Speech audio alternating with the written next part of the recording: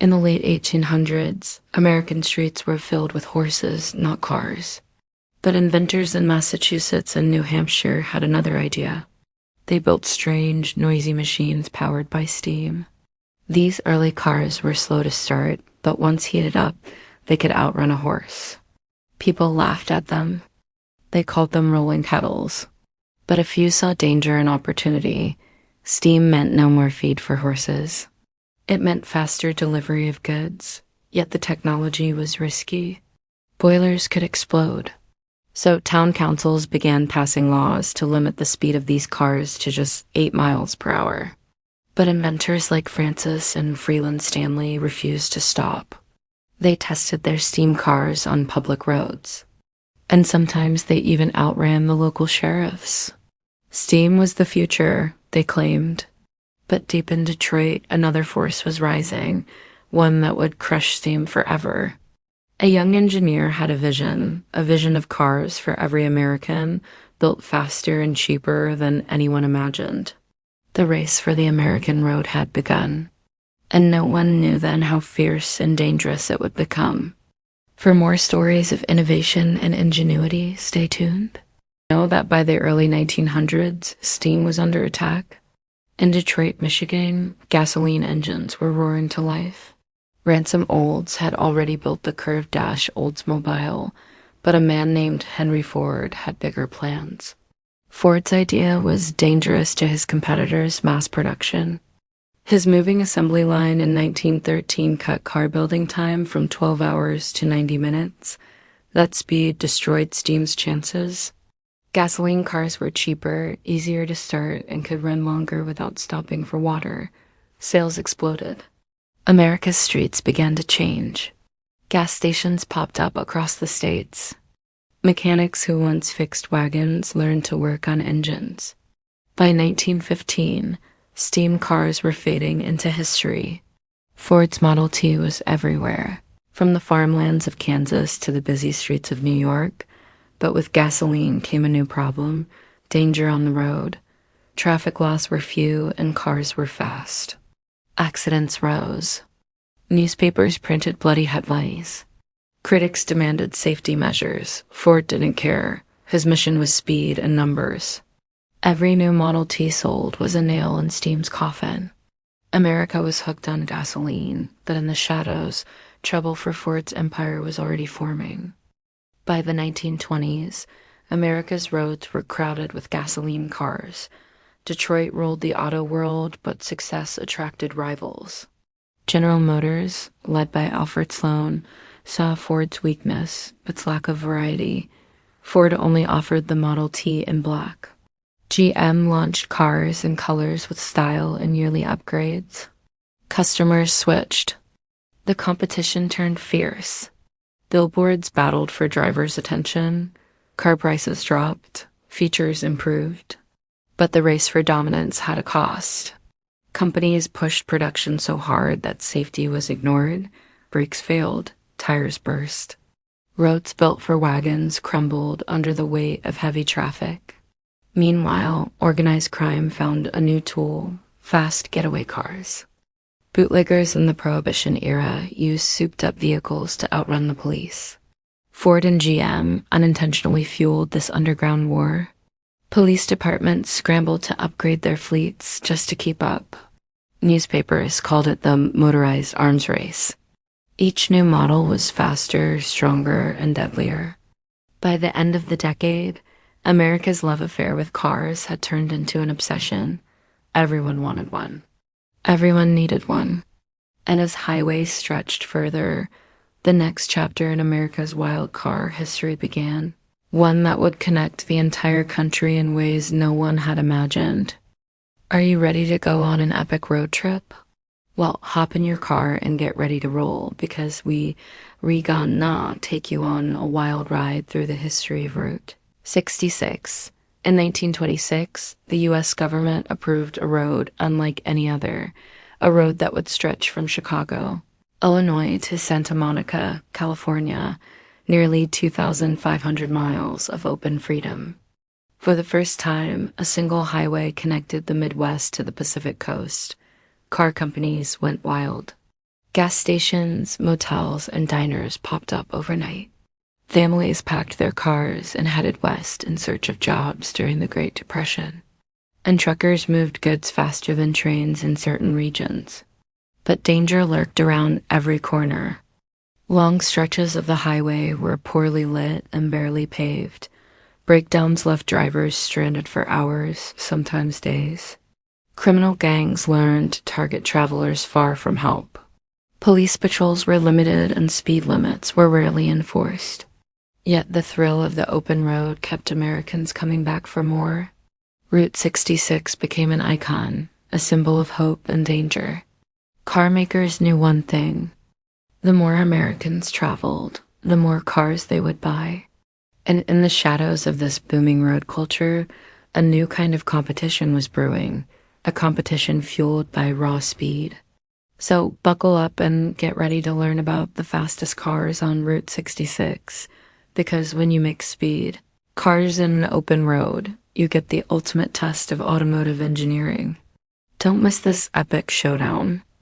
By the 1930s, America's car obsession spilled onto the racetrack.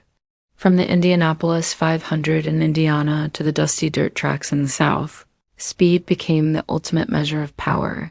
Car companies saw racing as the perfect advertising weapon. A win on Sunday meant more sales on Monday. So Ford, Chevrolet, and Chrysler poured money into faster engines and tougher builds. But racing wasn't just a sport, it was a war zone. Cars often burst into flames after crashes. Drivers risked their lives for glory. Safety belts were rare, helmets optional. Fans packed the stands, knowing they might see tragedy as well as triumph. During Prohibition, bootleggers with souped-up engines would enter races, showing off skills learned while running from the law. These drivers became legends, and some went on to form the backbone of what would later be NASCAR. The line between legal racing and illegal street battles blurred. Police tried to crack down, but the culture of speed was too strong. Every victory pushed companies to design even faster cars for everyday drivers. The country's appetite for horsepower was insatiable, but the coming decade would bring a crisis that no racing trophy could solve, one that would threaten the entire American auto industry.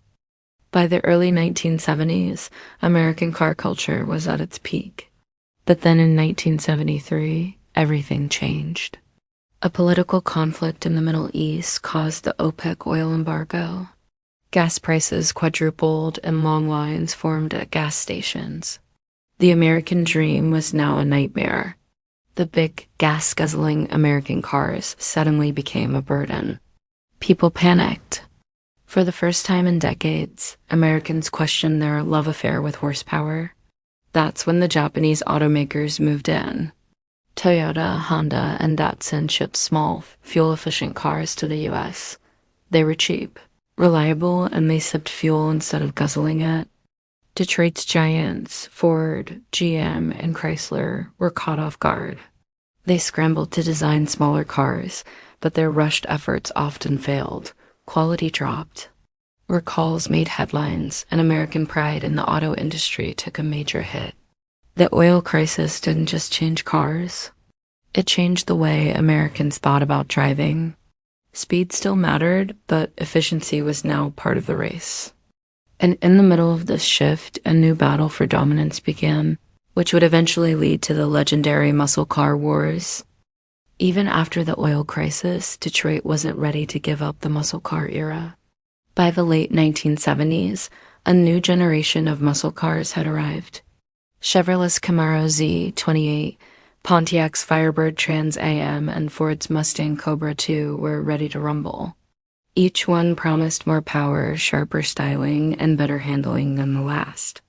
Car magazines fueled the rivalry, pitting the models against each other in drag strips and weekend warrior battles. Fans took sides, cheering them on as they raced illegally on the streets. Police cars chased them down, pushing 120 miles per hour. The competition pushed engineers to the limit, but government regulations tightened the screws. Catalytic converters and speed limits tamed some of the wildest designs. Still, manufacturers found ways to squeeze performance from smaller engines with turbochargers and lighter frames. The wars weren't just about speed anymore. Style and attitude mattered just as much. Decals, spoilers, and roaring exhausts became part of the culture. But as the 1980s approached, a new threat was on the horizon. It wouldn't come from rival companies or gas shortages. It would come from technology, and it would change the entire auto industry forever. The Japanese automakers weren't just selling small cars in the 1980s. They were taking over entire market segments in the US. Toyota's Corolla, Honda's Accord, and Nissan's Sentra became household names. They were cheaper to buy, cheaper to run, and more reliable than many American cars of the time. So US buyers noticed. Detroit fought back with aggressive marketing and new designs, but the damage was done. Many American families traded in their big V8 sedans for these small, fuel-efficient imports. Meanwhile, Japanese companies invested in America. Honda opened a plant in Ohio. Toyota built factories in Kentucky. They weren't just exporting cars, they were becoming part of America's auto landscape. This new competition pushed American brands to improve quality and rethink design. It also sparked tension. Politicians demanded limits on imports to protect youth jobs. Trade agreements were signed to slow the flood. But the cultural shift had begun. For the first time in decades, Detroit wasn't the automatic leader in its own backyard. The battle lines had shifted, and the next phase of the war would be fought with technology, speed, and a new vision for the American road.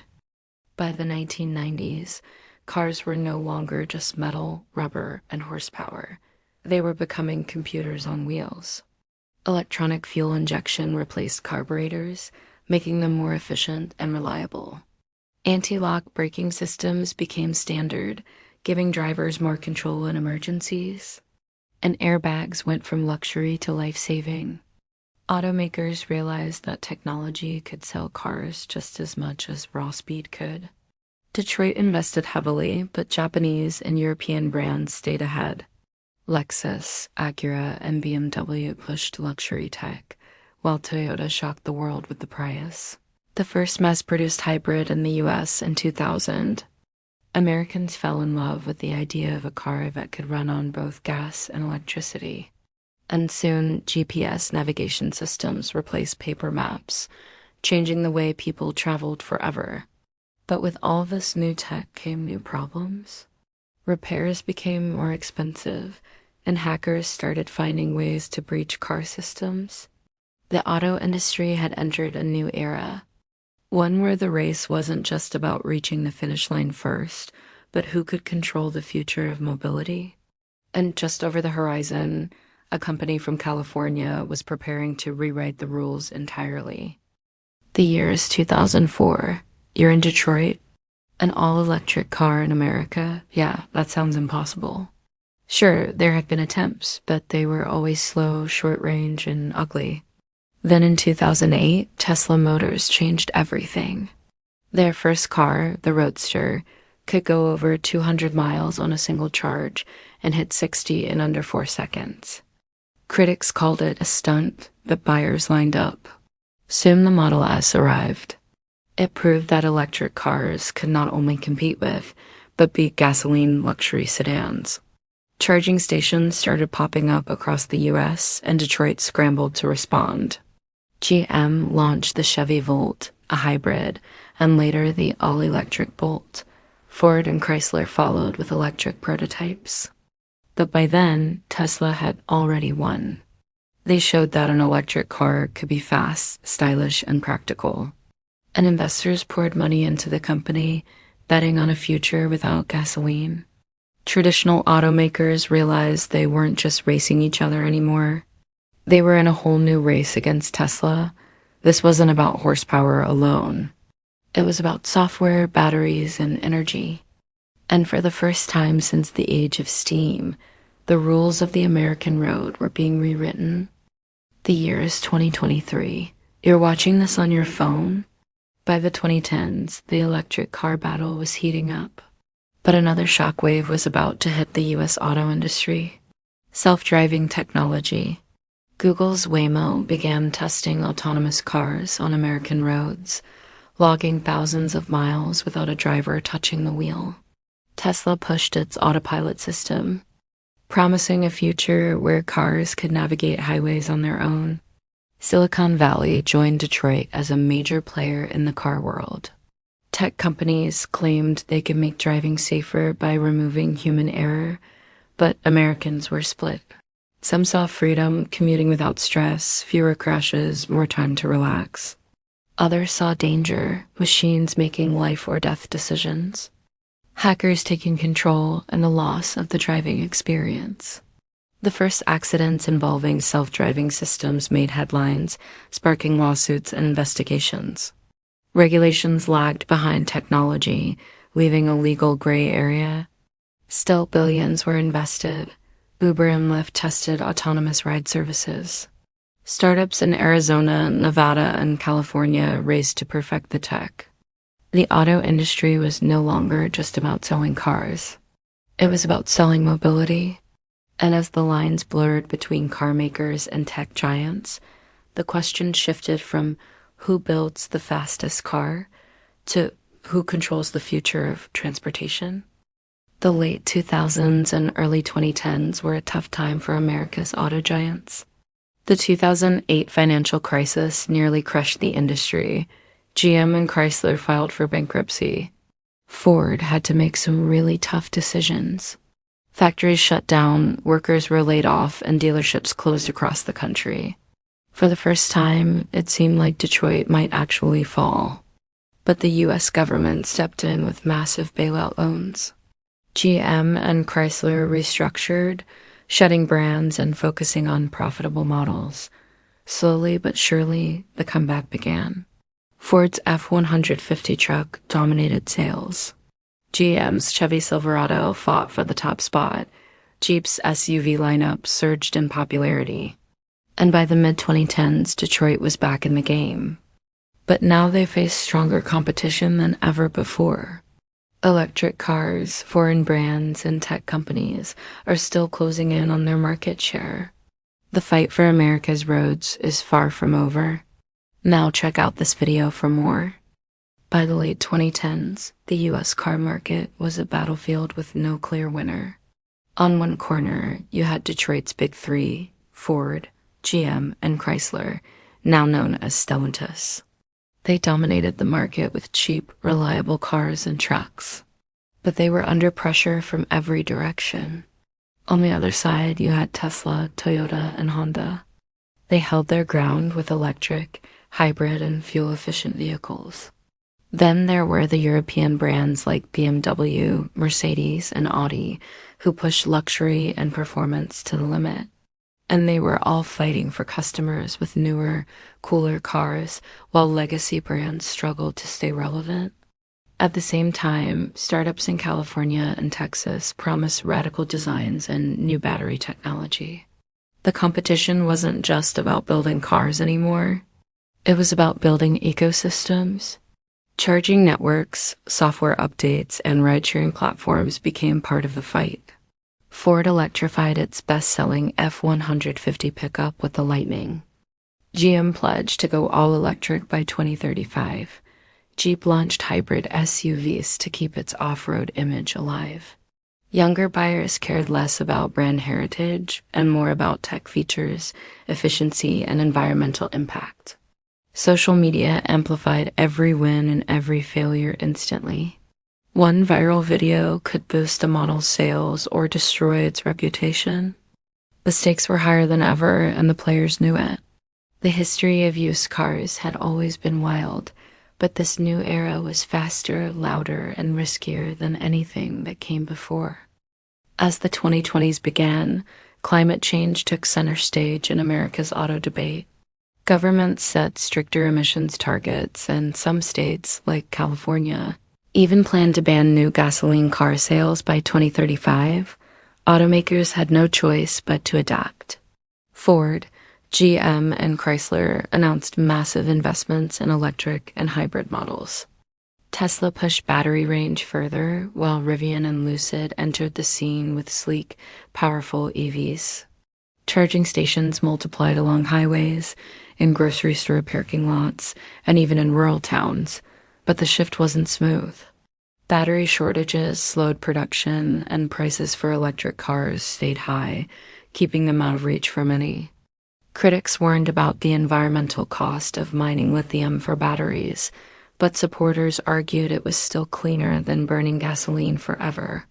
And car culture itself was changing. Younger drivers cared less about loud engines and more about clean energy, smart features, and self-driving potential.